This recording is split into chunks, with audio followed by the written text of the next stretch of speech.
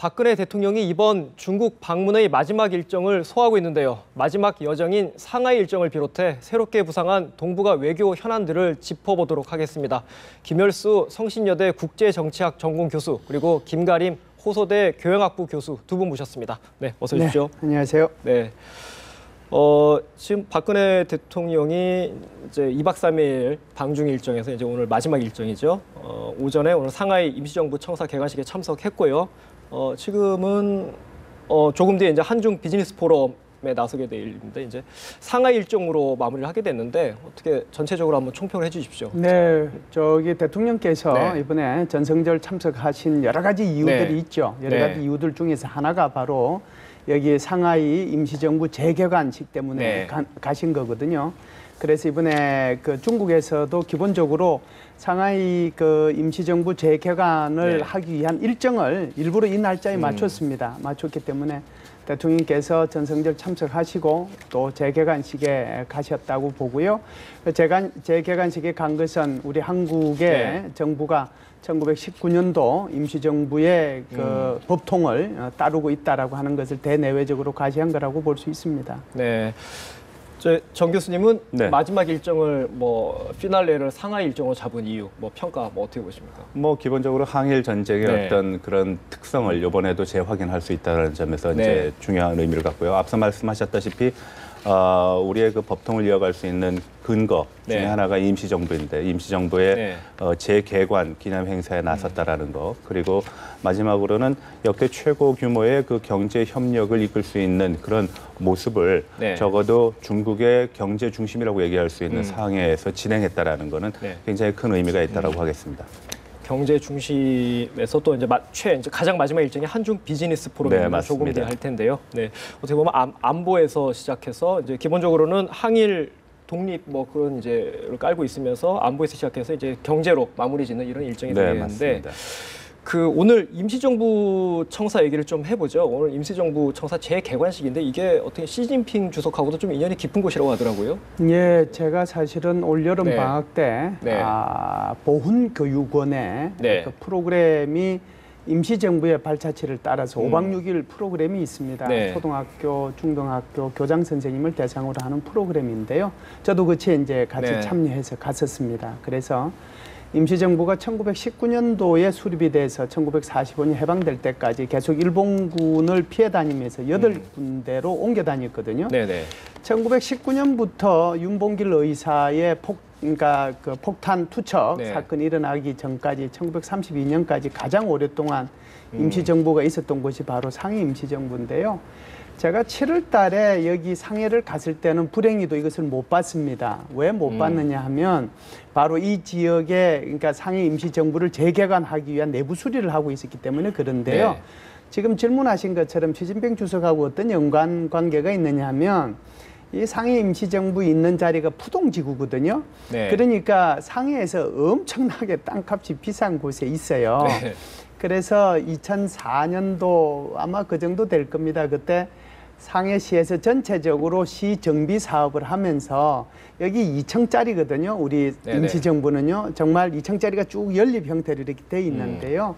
그것을 전체적으로 정비를 하려고 했죠. 그런데 이제 우리가 여러 가지 노력을 해서 그때 당시에 시진핑 주석이 그 당시에 상해시의 그 공산당 서기 역할을 하고 있었습니다. 그래서 그때 이제 이 시진핑 서기한테 요청을 해서 이 임시정부가 항일의 역사가 있고 우리의 법통을 개성하고 있는 그 출발점이 여기이기 때문에 이것을 좀 지켜줬으면 좋겠다. 그래서 근데 그때 시 주석이 그것을 받아들였고요. 그 푸동지구에 가서 이 상해 임시정부를 보신 분들은 깜짝 놀랄 일이요. 2차선 도로거든요. 오른쪽에는 30층, 40층짜리의 정말 어마어마한 건물들이 서 있어요. 그 반대편에 정말 2층짜리가 쭉 연결돼 있고 그 중에 하나가 이제 2층으로 된 것이 우리 임시정부로 쓰고 있는데요. 이 재개관을 하면서 사실상 중국 정부에서 그 돈이 몇 푼이 들었다고 중요한 것이 아니라 재개관을 하면서 저 안의 내용들을 전부 다 물론 이제 우리의 그 정부하고 협조를 하긴 했지만 그걸 전부 다 새롭게 단장을 해준 거거든요. 사실상 중국이 이렇게 해준 거는 상해 임시정부만 그런 게 아니고요. 아시다시피 그 시안에 있는 우리 독립군 표지석도 새로 해줬고요. 하얼빈에 있는 안중근 의사의 기념관도 만들어줬잖아요. 시진핑 주석 들어서 굉장히 신경을 많이 써줬다라고 봐야죠. 교수님, 좀 뭐 임시정부 저희 청사가 여기만 있는 건 아니지 않습니까? 예전에 중경에도 있고 여러 개 있는데 다른 지역 같은 건 좀 어떻습니까? 이 지역이 지금 상하이 쪽이 저희 보통 이제 상하이 임시정부로 많이 알고 있는데 가장 활발한 활동을 했었고 또 가장 중요한 근거지였기 때문에 아마 상해 임시정부가 하는 의미는 특별하다고 볼 수 있습니다.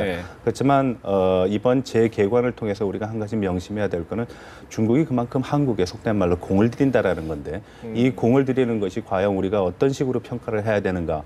물론 한중 관계의 긴밀도로 설명하는 것도 괜찮겠지만 어차피 세계 국제관계에서는 공짜 밥은 없는 것이니까 거기에 대한 어떤 전략적인 대가 또 우리가 부담을 가지고 이제 접근을 할 필요가 있습니다. 그래서 한중 관계의 마지막 피날레는 역시 역사적인 어떤 공통 분모를 또 한중 간 유대를 연결을 했다는 측면에서는 의미가 크지만 다른 한편으로 보면은 이 문제가 역시 한중 간에 있어서 또 부담스러운 부분으로 작용할 수도 있다는 측면을 우리가 감안해야 될 것 같습니다. 부담이라고 하면은 뭐 향후에 아까 공짜 점심은 없다 이런 말씀하셨는데 저희가 또 그 대가를 뭐 지불해야 된다 이런 의미로 받아들이면 될까요? 그런 어떤 뭐 물리적인 대가라기보다는 지금까지 그 열병식과 그리고 한중 정상회담에서 중국이 보여온 각종의 어떤 행위들이 굉장히 한국을 배려하고 예우한 것으로 이제 언론 보도가 되고 있습니다.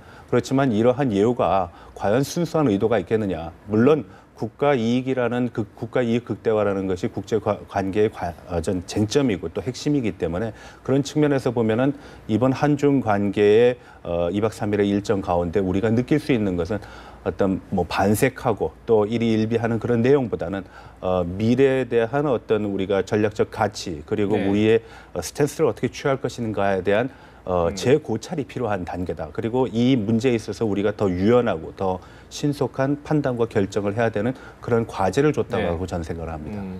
알겠습니다. 이번 박근혜 대통령의 방중에서 가장 이렇게 자주 부각되는 게 한중 간의 역사적 공감대가 계속 부각이 되는데 좀 뭐 이렇게 숨겨진 뒷얘기들이 계속 나오고 있어요. 어제 열병식에서도 뭐 군 사열 노래도 나오고 있는데 어떻게 된 겁니까? 이 부분은? 예, 그 부분은 우리 선생님이 훨씬 더 전공이니까 좀 말씀을 하시죠.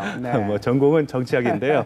일단 이제 일반적으로 열병식을 하게 되면은 각종 음악이 흐르게 됩니다. 어제도 군악대가 군악대가 했었죠. 이제 그 중에 이제 팔로군 행진곡이 나중에 인민해방군 그 군가로 표현된 곡이 하나가 나왔는데 그 곡이 바로 정율성이라고 한국 사람, 전라도 광주 출신의 사람이 작곡한 것입니다.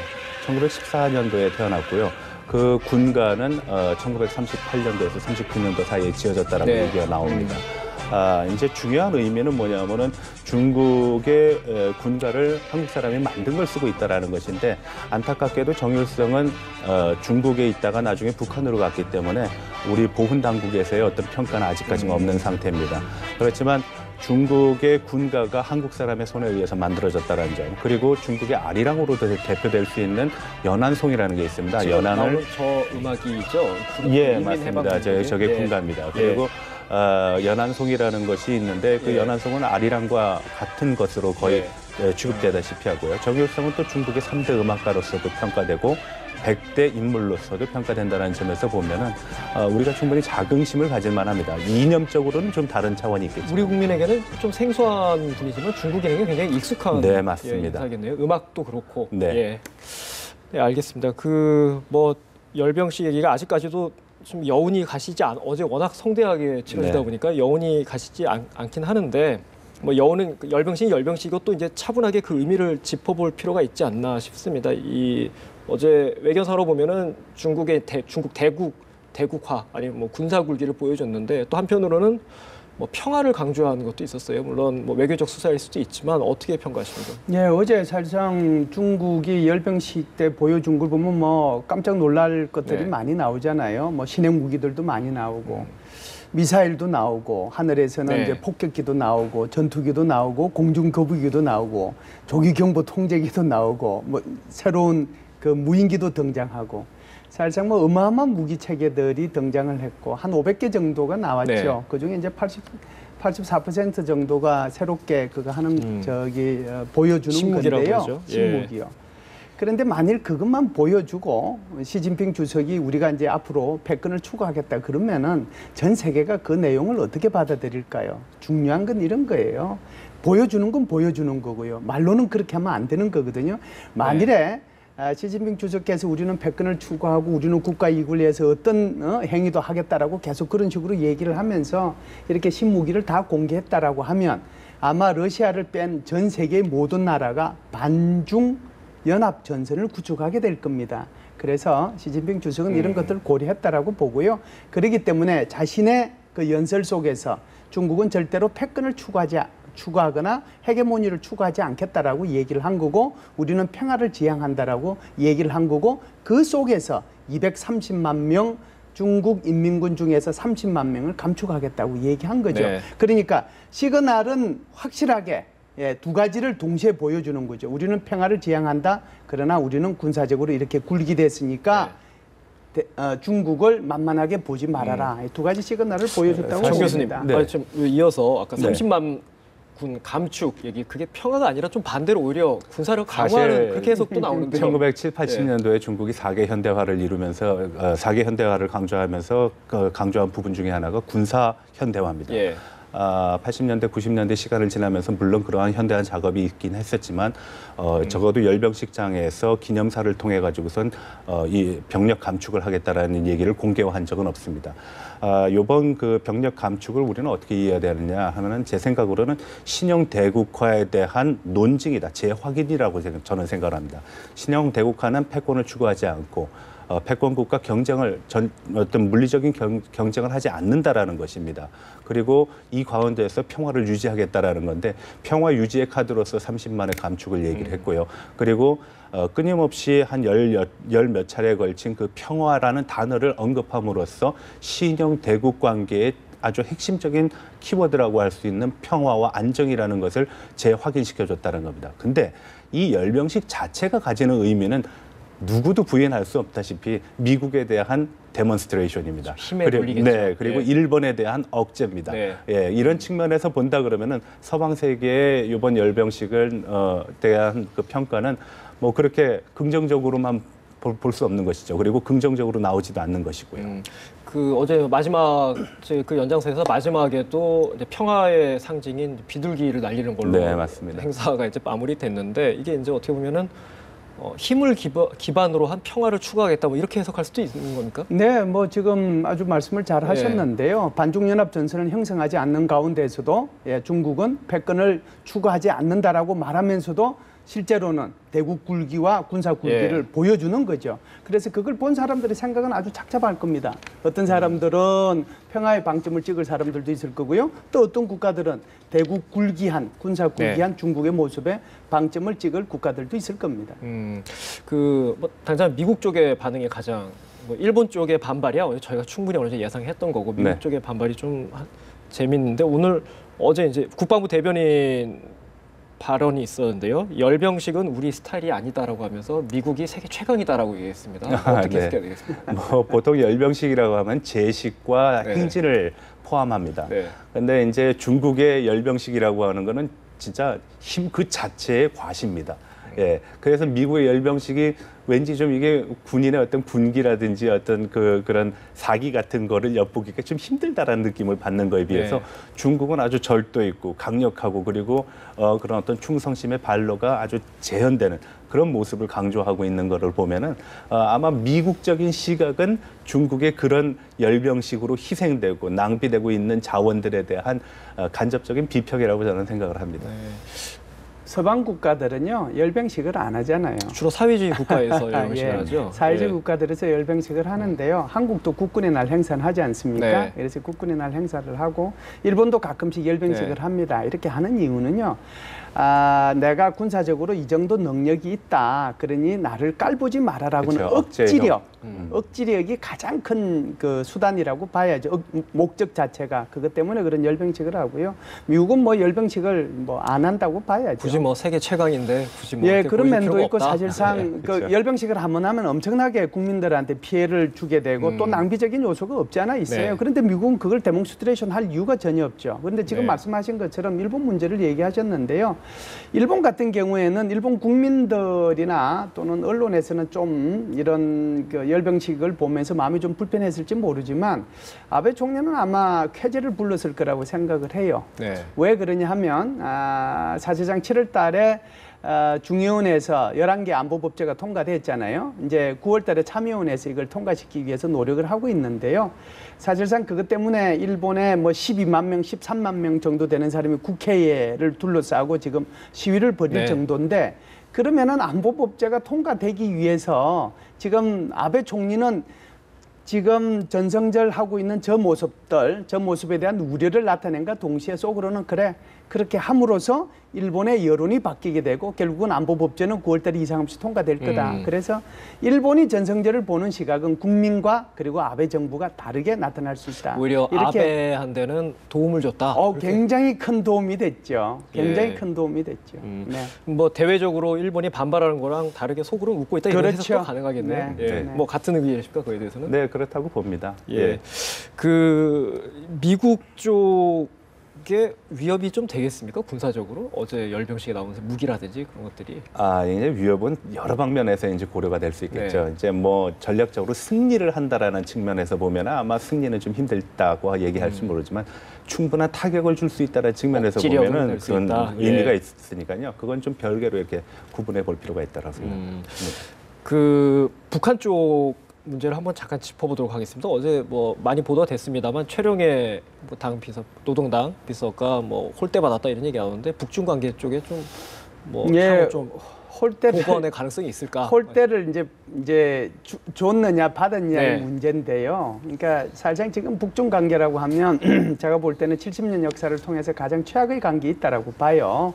그게 네. 이제 시진핑 주석 등장 전후해가지고 예를 들어서 북한이 뭐 장거리 은하 3-2 미사일을 발사한다든지 또는 제3차 핵실험을 한다든지 네. 장성택이 처형하면서 괜히 장성택이가 그 중국한테 광물 싸게 팔아먹었다고 중국 끌어들인다지 이제 그 관계가 얼마나 나빠졌으면 이번에 사실상 7월 달에 ARF 회의를 할 때도 북한의 이수용이가 외무상이 갔거든요. 그 중국 외교부장하고 서로 얼굴도 안 쳐다볼 정도로 그렇게 네. 됐습니다. 그런데 이번 채용회를 보내면서 사실상 이 북중 관계를 틀 수 있는 중요한 계기를 마련할 수 있었는데 북한은 제가 볼 때는 그걸 놓쳤다라고 봐요. 물론 채용회를 특사자국으로 보내지도 않았고 친서도 안 가지고 갔습니다. 그러다 보니까 결국은 원래 김일성이 섰던 자리, 그 후계자의 후계자인 김정은이가 설 자리에 우리의 대통령께서 서 계시고 네. 오히려 사실상 북한의 대표 자격으로 갔던 채용회는 저 끝자리에 가는 그런 상태죠. 이것은 중국이 홀대를 했다라고 하는 것이 아니라요. 북한이 홀대 받을 일을 계속 해왔다. 자초했다. 그렇게 해석하는 것이 저는 맞다라고 봅니다. 정 교수님은 어떻게 보세요? 이게 좀 북중 관계가 뭐 최악이라면 좀 복원될 여지가 있을까요? 전 최악이라고 보지 않습니다. 네. 오히려 이런 열병식을 통해 가지고선 북한이 전하고자 하는 이미지는 충분히 전달됐다고 봅니다. 예를 들어서 최룡해가 전용기를 타고 직접 베이징으로 가지 않았거든요. 심양을 걸쳐서 가게 됐는데 심양이라는 곳에 대한 우리가 이해를 한번 해볼 필요가 있습니다. 동북 항일 연군이라는 어떤 그 공산당 중심의 항일 조직이 있었는데요. 네. 이 항일 조직이라는 것에 최룡해의 아버지인 최연이 활동을 했던 겁니다. 물론 거기에는 뭐 김일성도 있었고 마오쩌둥도 있었고요. 그리고 임춘추라든지 오백룡도 있었습니다.